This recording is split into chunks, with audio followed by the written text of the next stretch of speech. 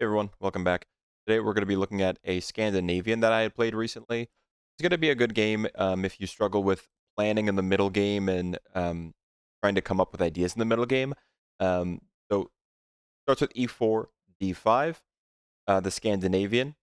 I respond in this game, e takes d5, queen takes d5 is played by my opponent.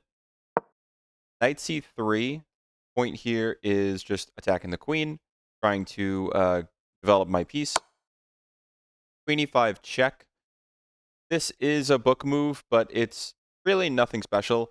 I believe the best move is to block with the bishop, and then you'll be able to get your knight out pretty quick and castle. I'm not super familiar with the Scandinavian, so in the game I play queen e2, looking to just trade off the queens, get my bishop to that square, and get this knight out and castle. So the same idea that the engine wants, just it's a bit worse for white, or just you just don't have the same advantage that you do playing bishop blocks and developing that piece there. So I block with my queen. We exchange. Um, in the game, I was debating taking with the bishop, taking with the knight. I've seen a couple of videos of people fianchettoing the bishop and castling. Um, I was really thinking about taking with the bishop, but I ended up just going with the knight. I really didn't see which one was better, and it looks like the engine eval suggests both are perfectly fine. C6 is played. This is a pretty common idea in the Scandi of playing C6, kind of blocking off this diagonal for white's light-squared bishop. This knight oftentimes makes this maneuver, this knight out, that pawn there, this bishop maybe there. So this is pretty standard development. I play g3, looking to fianchetto my bishop. He plays h6. I'm not sure exactly what the point of h6 was, because he doesn't have any pieces developed, so it doesn't exactly. It's not exactly sure where like my dark squared bishop's gonna go. Maybe he's just trying to limit it. I wasn't too familiar with. The engine says it's a good move, but I just didn't see the point of it. So bishop g2, g6, looking to fianchetto his bishop. From here, I was thinking I can castle, I can throw d4 into the mix. I didn't see exactly what his long-term plans were going to be. If he's fianchettoing this bishop, it's probably going to be attacking my queen side, but the queens are off the board, so it's not like he can get an attack going too quickly. At this point in the game, I was thinking I have time to castle and, get some pawns out, get my bishop out, complete my development since queens are off the board, so it's going to be a bit of a slower game. His bishop on this diagonal is going to be long-term pressure on my queen side. So my long-term planning is thinking how I can shore up my queen side. I was thinking maybe if I put my pawn on d4, eventually I can push c3 and have him kind of biting on this pawn chain. But that was all just thinking of possible plans in the future, but nothing concrete just yet. So I play castles, bishop g7, completing the fianchetto. Here, so d4, like I had mentioned, this really isn't under too much of a threat just from this bishop, and without the queen here, there's really not a ton that he can do to immediately capitalize on it. I have this rook and bishop that can quickly get into position to help protect that pawn. He hasn't developed his light squared bishop, so he's probably going to want to develop that before pushing this pawn. He could develop this knight and get ready to castle, but if he does that, castles, and brings his rook here, I have plenty of time to help support that pawn, so I really wasn't worried. I just wanted to take more space in the center. Knight f6. Knight e4. My thinking here was trade off and play c3 to try to get this pawn chain going to try to negate that bishop. This is bad because trading here opens up this bishop, and he can chip away at that pawn chain, so it's not like that's impenetrable. And then I bring my fianchettoed bishop out, and I'm going to have to just bring it right back to get it to safety. So looking back, not a good move for that trade. He plays castles. The reason it's a mistake is he's just not capitalizing on this trade, which favors black instead of white. So white still has a slight edge here, but nothing too drastic. Nothing too drastic. So I play c3. I shore up this pawn chain. This is actually able to miss because just like him trading with me would have benefited black, me trading with him would have actually benefited me. So takes, can't take because you hang this pawn. So you take here, you block in this bishop. I think it's C4 or C5? See what it says. I think C4 maybe is the idea. Oh, bishop E3.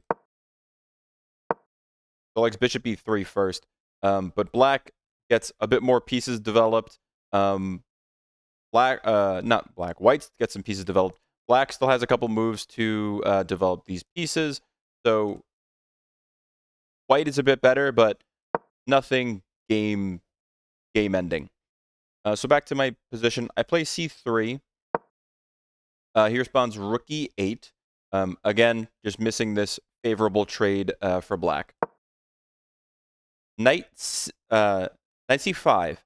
So what I was thinking here was either you are going to push my knight out, and then I can bring it back and get it in a little bit better of a position than on E4. Maybe, I can have some ideas of delaying development of this bishop.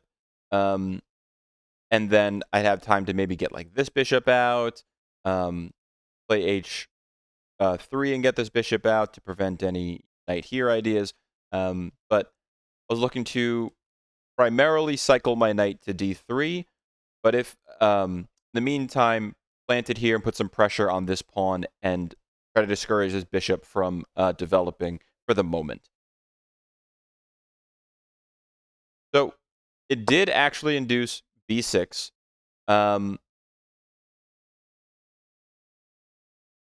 I really wanted to disrupt this pawn chain. So here is kind of where middle game planning starts.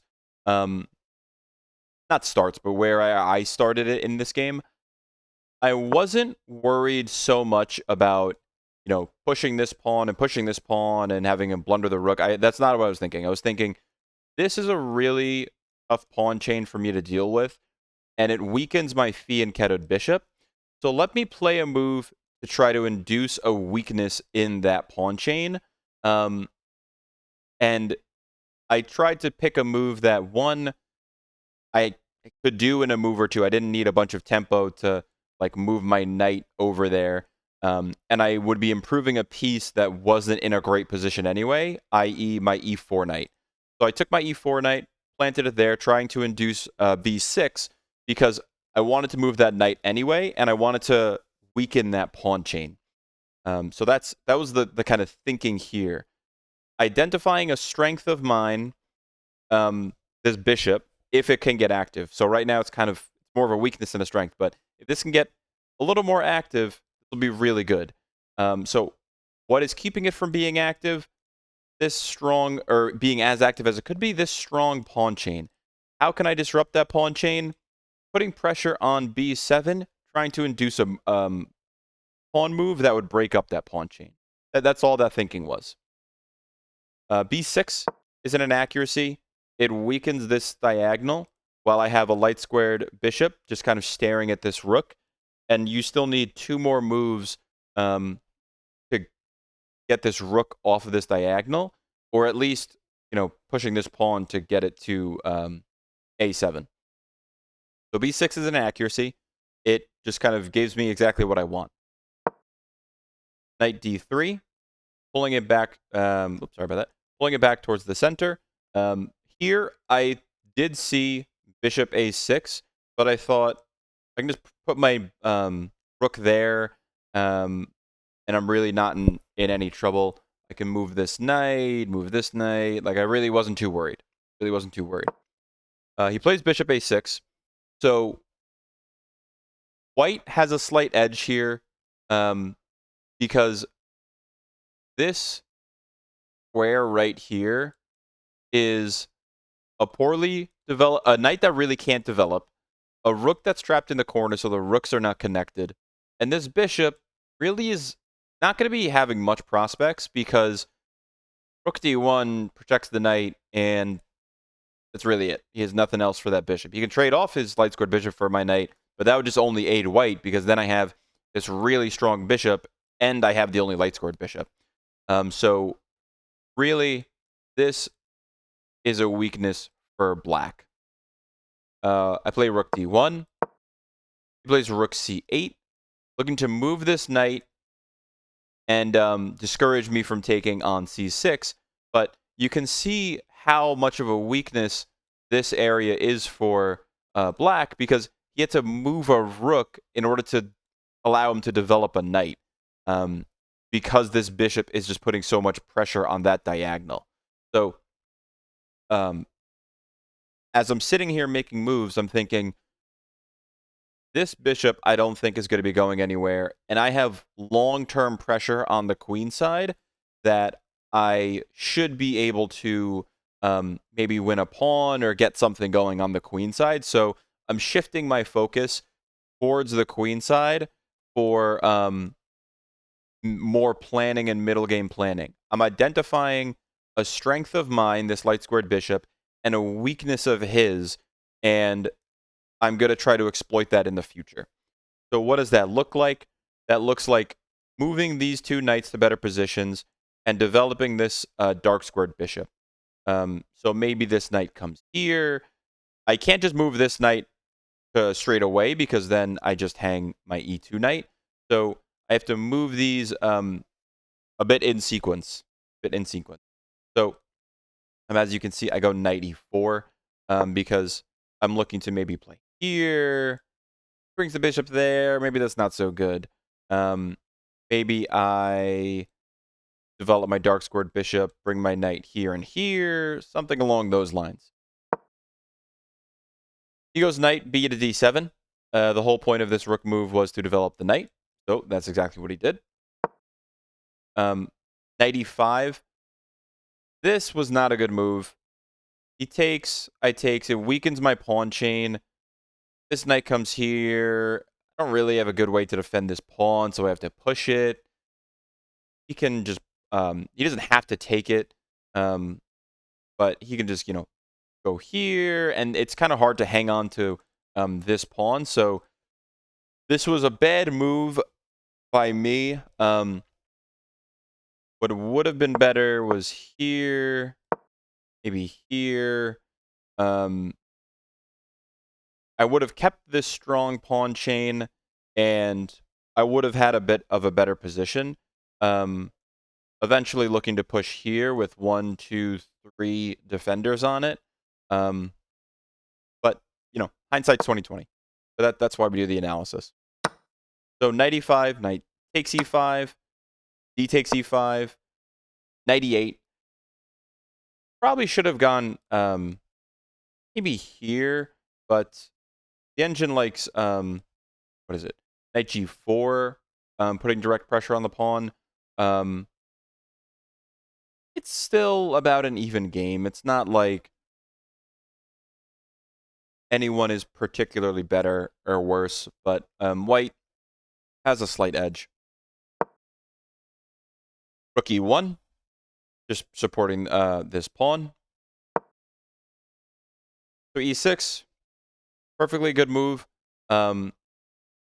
It discourages me pushing e6 myself and damaging his kingside pawn structure. This bishop is going to be putting pressure on that, and if you can get c5 played without losing your rook, this knight might be able to hop in here. maybe, you can get this bishop here, something along those lines. But e6, good move.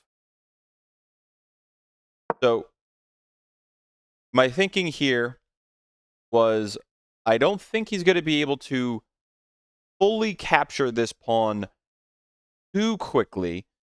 It's a weakness. It's, pretty vulnerable. But I think I have a tempo to get this bishop on this diagonal to support that pawn. Get this pawn to c4, blocking this light squared bishop, and connecting my rooks.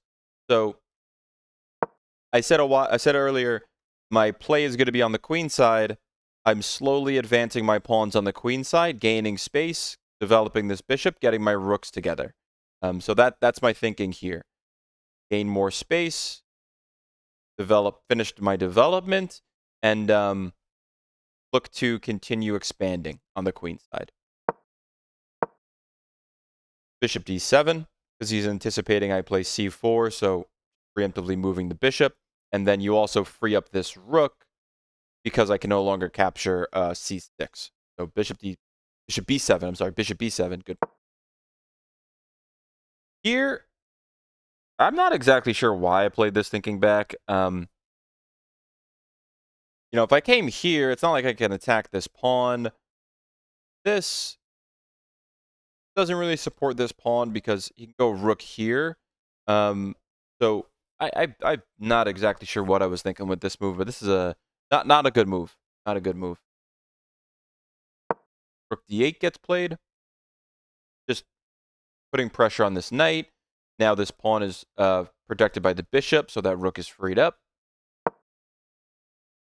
Knight b4. Now I am putting pressure on this pawn. This rook can get in pretty easily once this knight's moved.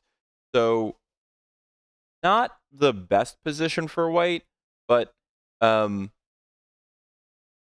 trying to kind of play on the queen side and maybe win a pawn and enact the plan that I had earlier of exploiting this strong bishop and fighting for queenside activity, which I believe is a weakness for black.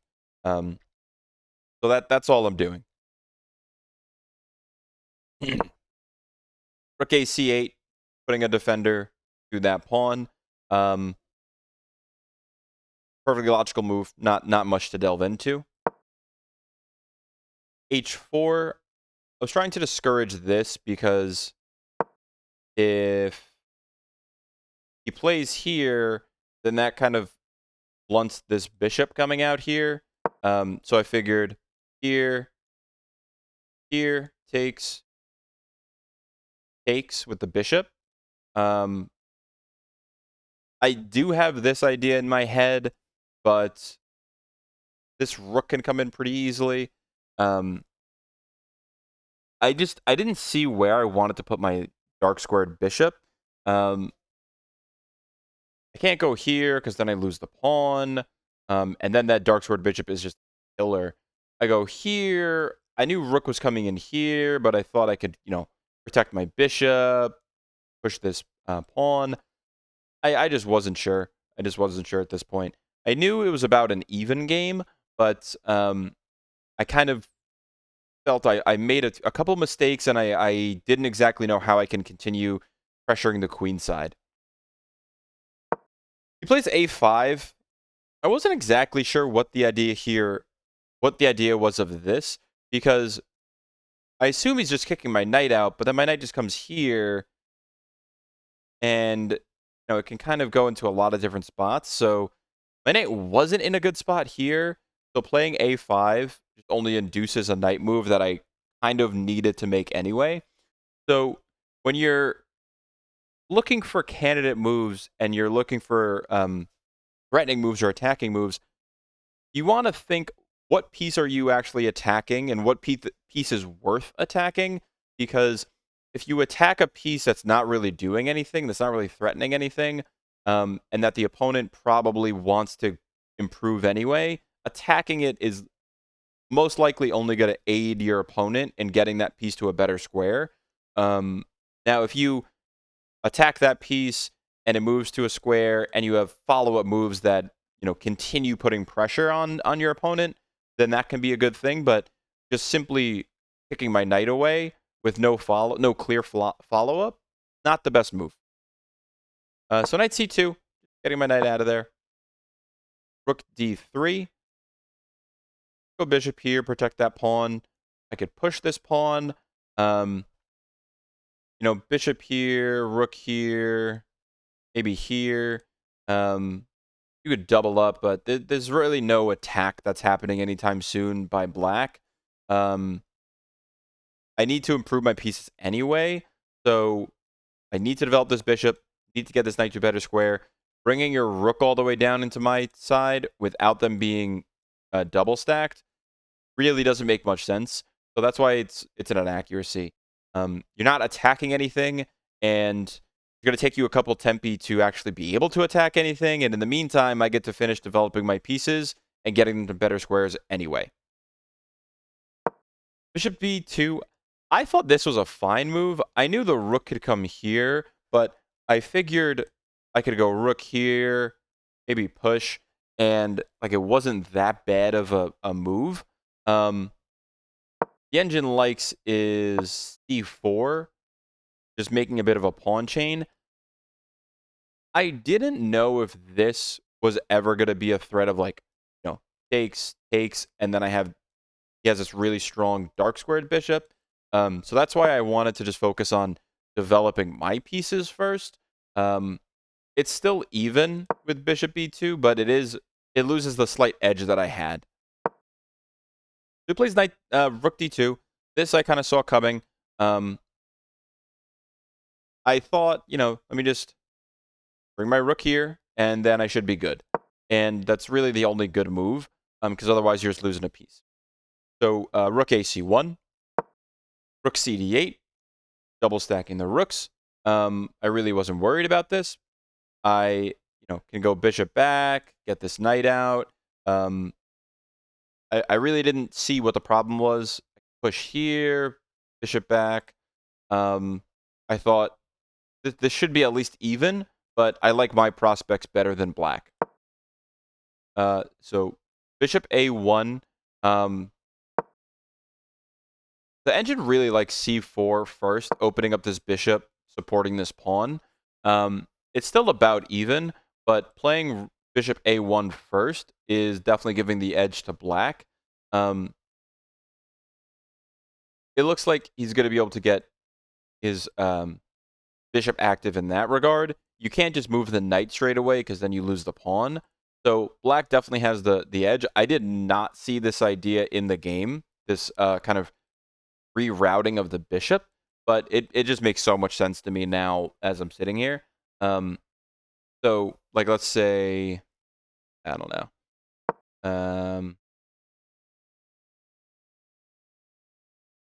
a rook there, f1, probably a bad move. Bishop there, a 7. Oh, interesting. Knight comes there. That's really 4. Knight f5. Maybe it wasn't rerouting bishop. 3. You're going though. Black is better. Is definitely better here. Interesting. I did not look at this line at all. Then get back to the game. Bishop a1. Responds knight c7. Thought it was going to be this idea, but I guess it was really just moving this bishop to get this knight in there. That's very interesting. I did not see that coming at all. So develops his knight, probably looking to just plant it here. If that's the case, I was not going to give up my bishop for that. Just push c4. So knight c7. a3, looking to preparing moving this knight and not losing the pawn. It says like a slight favor to black, but really it's even. Really it's even. So at this point, I had to put my attacking plans on the queenside on the back burner for a moment because my pieces were really uncoordinated. I needed to improve this knight. I just didn't know exactly where it was going to go. Um, and I wasn't thinking this was a good move because I thought, um, here, and then I go here, but where's this knight going to go after? Like, is it going to hop here? Is it just protecting this square? Like, what's my knight going to do? I thought it'd be better served here, and, if you push, then, like, maybe I hop back here. I didn't know. I really didn't know. I didn't know what to do with this knight, and that was kind of hindering my ability to make any um, advancing plans because I just didn't know where a good place for it was going to be. So that's something that I probably should have thought about a bit more before I started moving that knight around. Is I want to attack on the queen side, so how can I position my pieces to actually um, get that plan enacted? Whereas I had that idea and I was trying to advance towards it, but then I didn't know where to put my pieces, so I kind of put that plan on hold for a moment. Goes knight b5. I'm not sure why he went knight b5 because just push either of these pawns and kick the knight out. Um, and if you hop here, I can exchange, and I'd kind of be happy with that because then the rooks are cut off, and this knight trouble would be fixed. So I wasn't exactly sure what his idea was. I push a4. He just hops it back to a7. Really didn't make much sense to me where that knight move was coming from. So I just took the opportunity to advance a pawn on the queen side. c4 is really best. In the game, I was considering this or this. What I was thinking was a4, maybe knight goes back, and then I could push here, takes, and then I have connected pawns here. But it better to push c4. So back to the game. I play a4, knight a7. Here, this I looked at after the game kind of quick. This is a mistake because from here, rather, let's just look at the engine. So rook putting pressure on bishop and knight. All right. So you go knight c4. I believe I thought it was b5. I'm wrong. Knight c8. Because there is a line where black wins this pawn.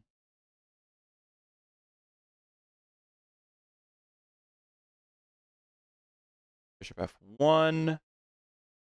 I looked at this after the game. Let's go far into it, though. An accuracy. Base 6. Can't take. Knight take. Knight takes.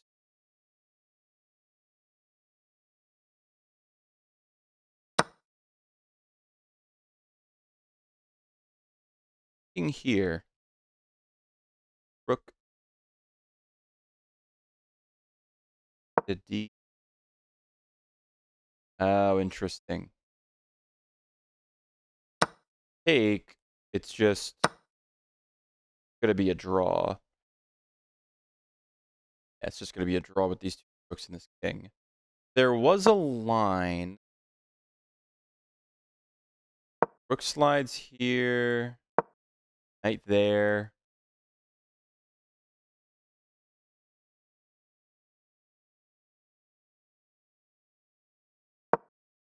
This b5. No, not b5. I forget the line now. There was a line where the rook ends up winning this pawn with this knight going to a3 and c4. I just didn't know what that knight, and that was really holding back my planning in this game. I let it just become way too passive. It wasn't doing any defending role on my side of the board. couldn't really make its way to the other side of the board to play an attacking role. Um, I had nothing good to do with that night, and that was really holding me back this game. It's still even. I was able to keep it to an even game. At this point, move 29, but just could have played much better with the knight. The knight really was not. I was not doing much with the knight. Bishop A8. I'm not sure exactly what the thinking was with Bishop A8. I imagine maybe pawn here, and then if I exchange, you just take with the rook. But pop my knight in there, and I'm threatening B6. I really didn't see what the idea was with Bishop A8 because I'm gonna develop this knight, go here, and then if you push, what I exchange? I didn't know. I didn't see it. I didn't see it. I think it's just a bad move. Knight C4.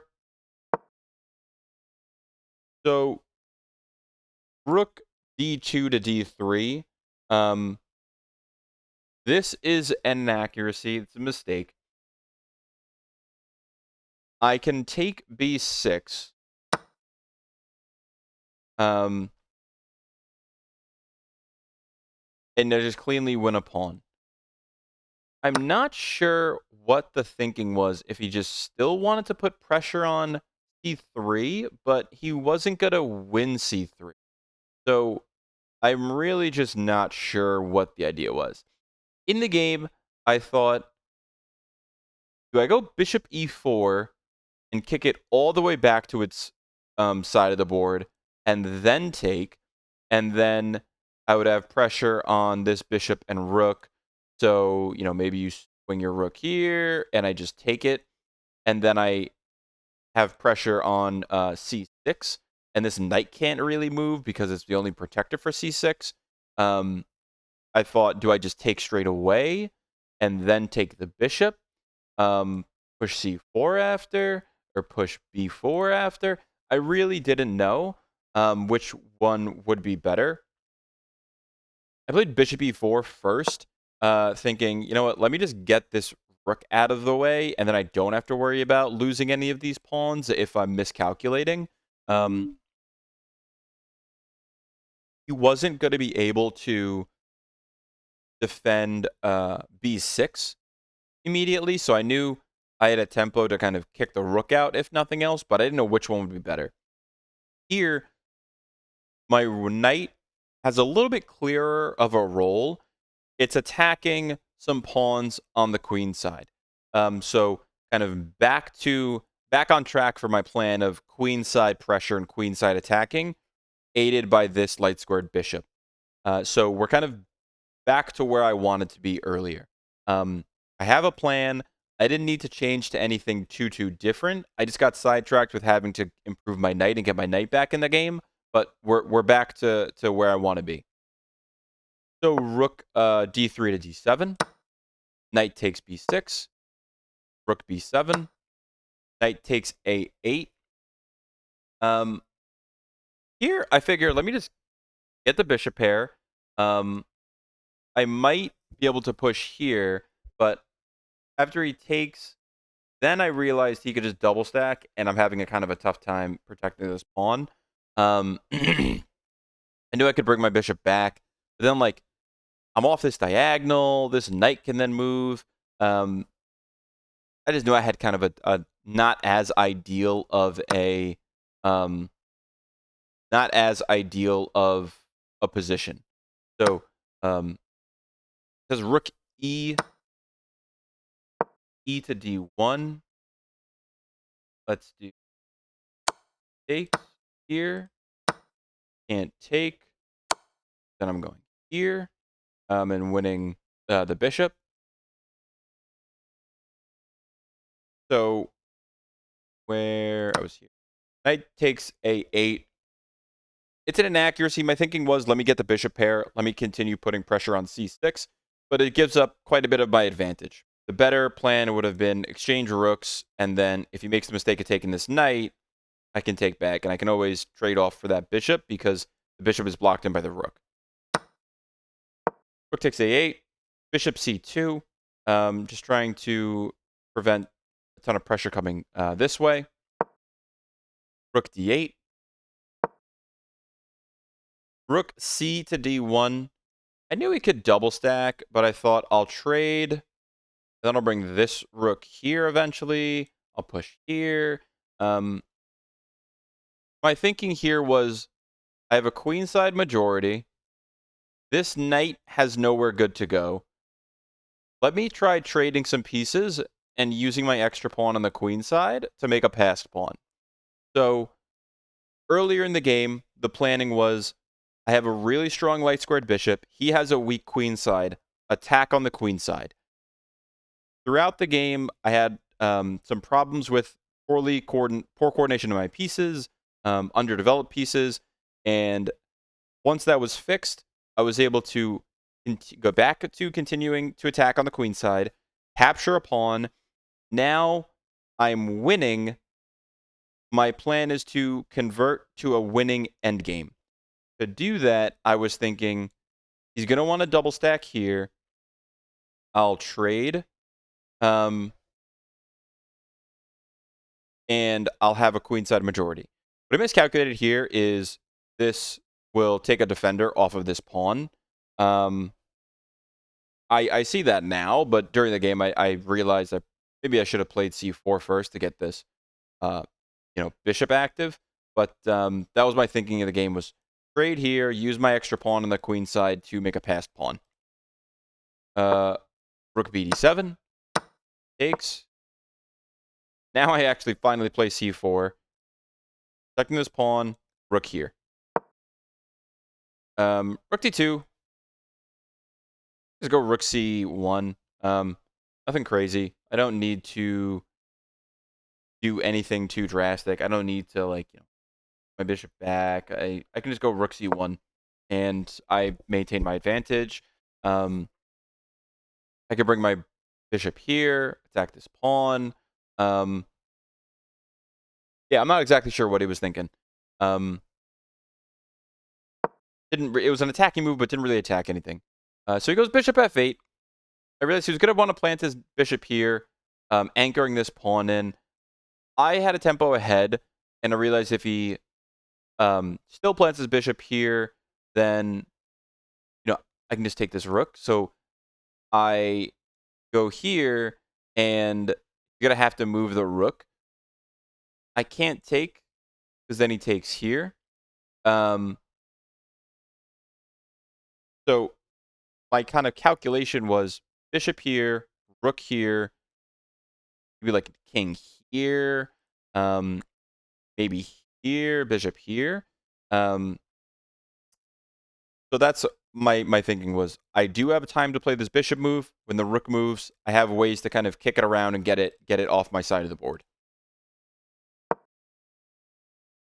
As I was looking at this after, I was like, I don't know why the hell I played this move. Because in the game, I was like, I can just kick this rook out. And then I was like, no, let me just go here. And after I was like, that was so stupid. I had to completely everything calculated out.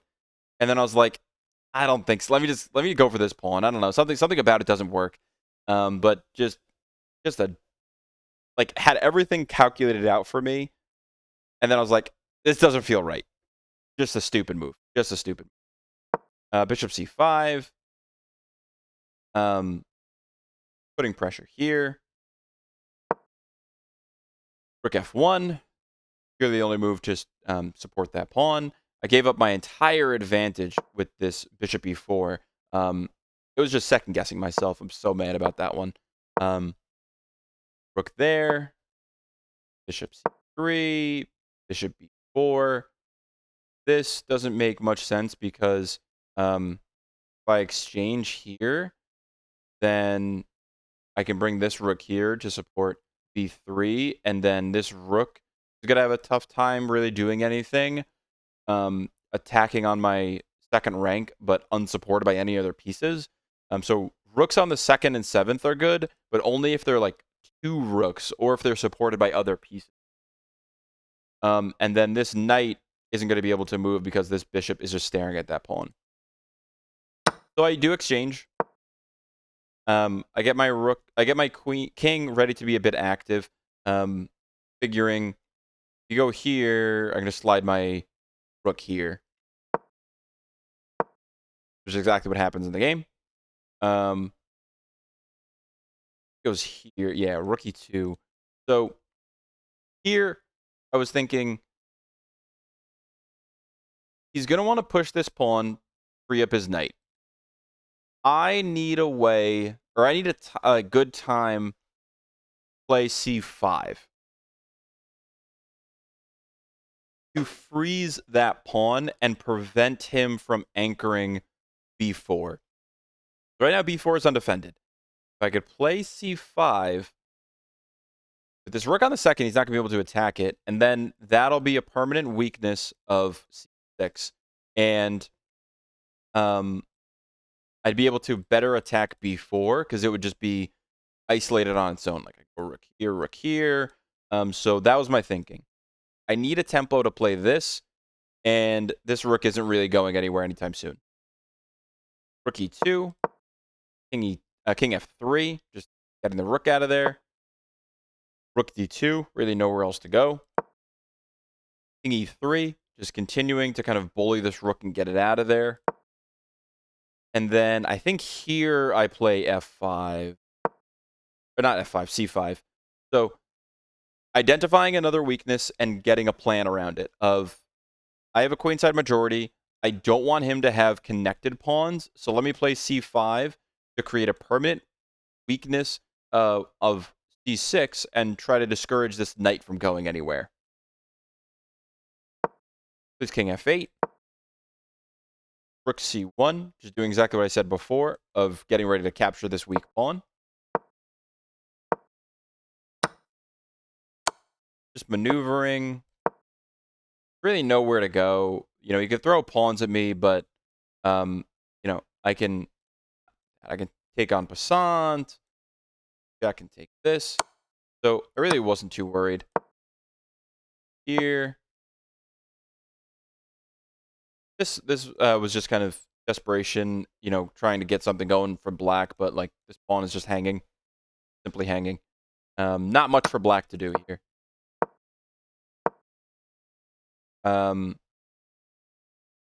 So at this point, the game is really one for white. It's kind of just trading and then pushing this pawn down the board. So a lot of the next moves are just kind of maneuvering and getting that accomplished. So actually, let's go back. Here, this check, just forcing this trade.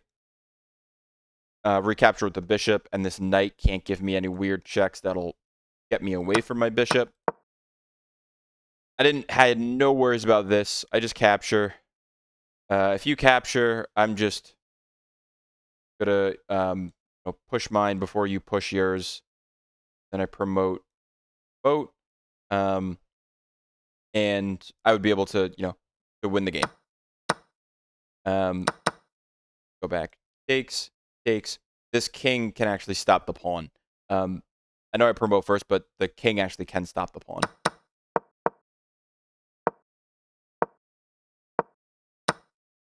Here, and that's game. It's not checkmate. He resigned, but a good Scandinavian, which I'm really not too familiar with. This was a good example of how to identify weaknesses and strengths in a position and then create plans around that. And just trying to take stock of any prophylactic moves you might need to make, and identifying where your plan needs to or can progress and where it's kind of gets put on hold. So for a while, because of this really bad knight d3 move, my knight got kind of bullied around, and it put my plans on the queen side on hold for quite a while. But I was able to kind of regain my or regroup and regain my advantage and my strength of putting pressure on the queen side. And then that's actually what won the game, was winning a pawn on the queen side from all the pressure I had on it, and then converting that passed pawn, or that extra pawn to a passed pawn, and promoting. And that's really a lot of times how, quote unquote, middle game plans get made. It's you're playing an opening, it leads to certain pawn structures, strengths, and weaknesses in the position, and you make plans around your strengths and your opponent's weaknesses. Your opponent is trying to defend against your attacks and your ideas, while you're likewise trying to do the same defending against theirs. And it's whomever can kind of impose their will on the other person first. And in this game, we both made some mistakes, but my light squared bishop really was a strong piece that whole game. It really put a lot of pressure on black's queenside, that he just kind of had a piece always tied down to it, to that side, and just had trouble getting his pieces active because he had to do so much defending of the queenside, all really from that initial b6 push, creating such a weak pawn on c6. So this is a pretty good game. Definitely some things that I need to improve on and work on, but overall, good middle game planning, converting to a one end game, and then just promoting a passed pawn. So that's it for this one. I'll see you guys in the next one.